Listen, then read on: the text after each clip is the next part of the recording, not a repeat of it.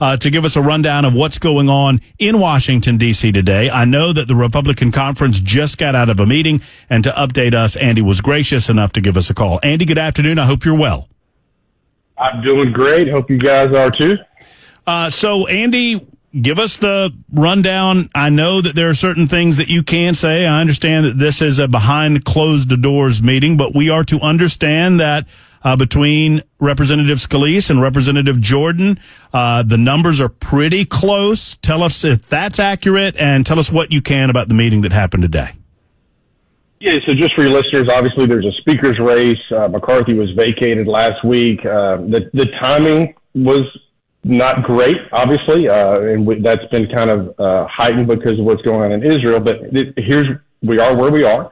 So you have Scalise and Jordan. I would say that Jordan is closer to getting the votes than Steve Scalise is. I like Steve. He's a good friend. He's been a mentor. But that being said, the gap is just too large. You can't overcome it. I'm supporting Jim Jordan. He was the first member of Congress to endorse me when I ran in my primary. He's why I got the Freedom Caucus endorsement. So that being said, we need someone who really represents, in my opinion, the grassroots, which is, I'm a grassroots candidate. That's Jim Jordan. So we had this 2.5 hour long meeting. It was kind of a place for people to state their position and offer their grievances. I would argue that it wasn't productive because we need to be voting. We need to be voting on a speaker. And here we are, it's 3:30 Eastern time on a Thursday, and we haven't cast a single vote that's binding for speaker. That's a problem. That's why this place is broken. And so we should go lock ourselves in a room. We should work all night into the wee hours of the morning. And if it's not Steve Scalise, if it's not Jim Jordan, maybe it's Jody Arrington, maybe it's Mark Green, maybe it's Mike Johnson out of Louisiana. But there's someone else who can lead this conference. And this idea that only two people could do it is ridiculous. Congressman, you took some slings and arrows based on your decision to stick with McCarthy for now. I know that you have stated that for you it was more of a timing issue than anything else. Are we witnessing why you were concerned about the timing of all of this now? Because as the clock ticks, tick-tock, tick-tock, without a speaker, even beyond the Israeli situation, we can't get to a vote on some of these appropriations bills. And I think the people across the aisle, the Democrats, are just laughing because they would love to play out the rest of the days before we have to deal with another continuing resolution or, God forbid, an omnibus spending package. Yeah, no, exactly. I mean, there's a time to do it. And I would argue there's probably no ideal time, but sometimes are better than others. And so we had a responsibility to pass all of our appropriations bills so we can send them to the Senate. For me, I'm new, I'm a freshman, but based off of what I've learned about this place, that if there was a motion to vacate, this place would grind to a halt. There would be this huge power struggle and tug of war. I mean, we burned a week and a half while we're under a continuing resolution, and we don't have those days to spare. And so now we're virtually guaranteed another continuing resolution. It'll be worse than the one that was just passed. And so I'm frustrated. And quite frankly, I'm literally about to send out a dear colleague letter saying, look, to my dear colleagues, I don't mean any disrespect, but you shouldn't go home. You should stay here. We should start voting. And by God, we should stay in the room till 2 a.m. Go take a 3-hour nap, and we should be back in the room at 5 or 6 in the morning. I mean, we've got to get this done, and there's no excuses. I don't care. We signed up for this job. We need to stay late. We need to work hard, and that's my position. And, here we are, like you said, it's Thursday. We haven't taken a vote for speaker, and that's on leadership. I'll just be honest with you. If I set the clock, the calendar, we'd be here. And Congressman, I won't name names here because I don't want to throw one of your fellow Tennessee congressmen under the bus because I don't want it to seem like I'm casting aspersions, but one of the questions that I had with this other congressman is, hey, can you come on tomorrow? And they said, well, I'll be on a plane coming back to Tennessee. So the expectation is that everybody's coming back home for the weekend. And I'm like you. This is a pressing matter, and the days matter, especially if we really believe that we need to get individual appropriations bills passed before this 45-day window expires. Why in the world isn't leadership staying over the weekend? Well, again, it's totally frustrating why we're going to send out the letter. And obviously no one could have predicted the situation in Israel, but we don't know what's about to unfold over the next 72 hours. I mean, Hamas and Hezbollah, they're calling for a day of rage, which is tomorrow.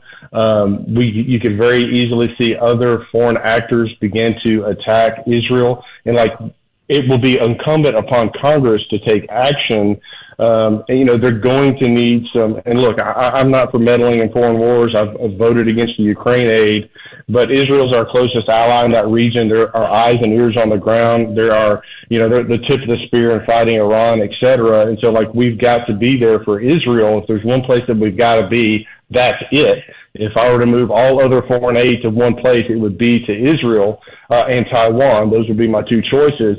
But here we are, and we're handcuffed because we don't have a speaker. So I knew I took some arrows last week for not participating into the motion to vacate. But what I was envisioning is that if we did it in that moment and things began to unravel, we would find ourselves unable to do our job. And sometimes you hate to be right, and now here we are. We're handcuffed. Leadership is stagnant. They're not, again, I would tell everybody to go take a bathroom break and get your butt back in the room in 15 minutes because we're going to start voting on and find us a speaker. And like I said, Mark Green would make a great speaker. You've got Joey Harrington. He's chairman of the budget committee. He knows the budget backwards and forward. You got Mike Johnson out of Louisiana. He's a Trump guy. He's a conservative. He's quasi leadership. And we have other people that could do this job. Let's move on. Let's figure out who that is. And by George, there's a war that's about to take place. We have a country to run, and I'm a little ticked off, quite frankly. Well, I'm pissed off, I understand and I want to that. do a job. And I know that your time's limited now, but just a couple of questions regarding where we are on the vote. So what would you say, without getting specific, because I understand that these meetings are closed to door, but what is the biggest concern with Representative Scalise? And conversely, what are some of the concerns that membership have offered about Representative Jordan? It would seem to me, Andy, that Jordan's a no-brainer. I mean, you've said you support him. Yeah. However, what are some of the concerns you're hearing from your colleagues? I think for some that have been here a little longer than others, he's too much of a radical. I'm speaking of Jim Jordan. I think some see Steve Scalise as being kind of part of the establishment. Mm-hmm. I'm a Freedom Caucus guy. Jim Jordan was one of the original founders. He was the first chairman of the Freedom Caucus. We've actually polled the district in Tennessee, the 5th Congressional District, and 68% support Jim Jordan as Speaker. 8% were other, meaning Trump, quite frankly, and then roughly 24% were for Steve Scalise. I came up here to represent my district. My district has spoken loudly that they want me to vote for Jim Jordan, and that's what I'm going to do. And quite frankly, I think he's the best choice. He is the person that can unite the conference. I mean, if you look at the polling, he's the second most popular Republican in the country behind Donald Trump. I mean, he's a grassroots guy. People know him as the guy that's not wearing a jacket. He's got his shirt, his sleeves are rolled up. He's a working class guy. That's what we need right now. We need somebody that can unify, and that's more of a Jordan than a Scalise. Again, I'm friends with Scalise. He's always been good to me. He's been very kind to me. But we need a leader, and that leader is Jim Jordan. How far away are we in votes from getting consensus amongst the Republicans? Is it still, because the last I heard it was like 113 to 110 or something along those lines. I mean, can you tell us, has there been another vote taken in the interim?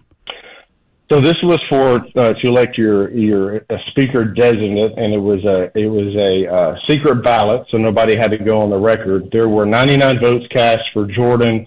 There were 113 votes cast for Scalise, 8 for other, and 3 voted present. Now, what's notable about that is you needed to get to 112 to have the simple majority.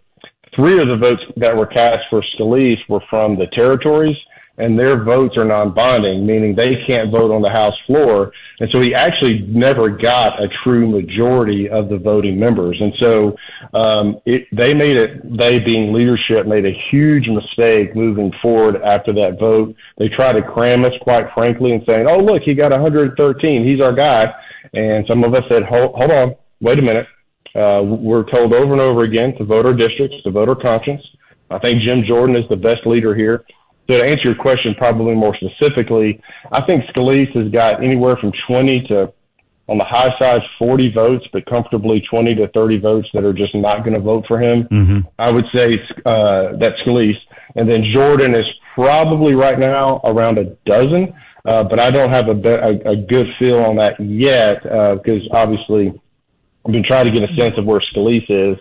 And look, if we go into the conference and Scalise can get to 217, then fine, let's do it. Let's move forward. If it's Jordan, that's fine. Let's do it. But if neither of those men can get there, we have to move forward. And if that's at 1 a.m, then that's what we need to do. And by George, like I said, I'm sending out a letter to my colleagues urging them to stay. I'm urging leadership to stay. We're going to release it to the media to try to put pressure on other members of Congress to stay and do their job.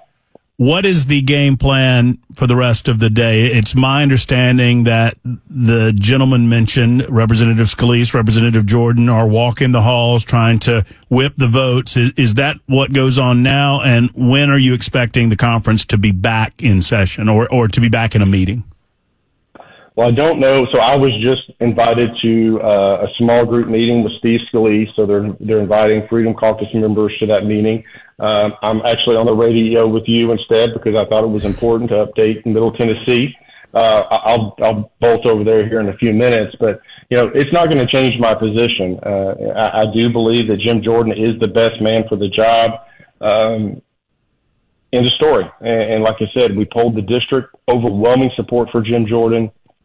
I don't know when we're going to reconvene. That's why we're going to send out this letter to try to put pressure so that we vote tonight instead of just being sent home tomorrow. Congressman, thanks for jumping on with us and giving us an update, and we look forward to future updates, and hopefully they'll take your advice and stay in D.C. over the weekend and get the job done of selecting the next speaker so they can get the people's work done after that. Thank you so much. Take care, Andy. Thank you.